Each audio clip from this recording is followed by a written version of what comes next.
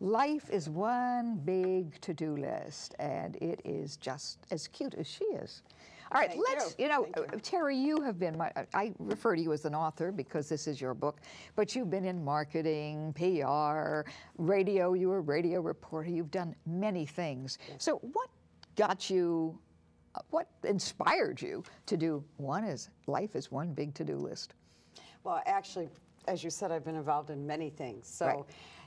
My life has started as a radio reporter. I was a journalism major, so I've always been a writer. Even when I worked in marketing, I was writing as a hobby. I've written.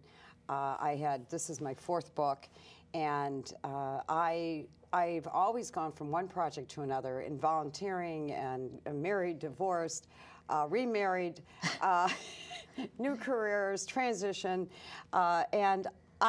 Volunteering, always believe that you need to volunteer at least one charity a year, but one charity leads to 2, leads to 3, as you would know, right. Leads to 4, and I found myself totally overcommitted, and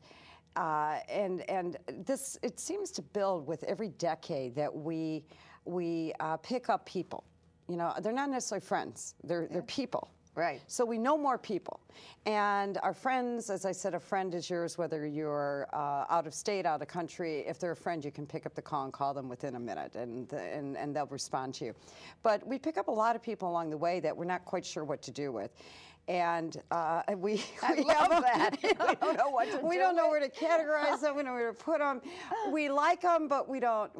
If they went away, we really wouldn't notice. Yeah. And yet, so all these things keep building, and it becomes the same thing happens with people. That happens with organizations. That you're half in, you're half out, and you keep adding things on. So, I woke up one day and I said, and then, of course, my husband, who I love dearly, we've been together 17 years.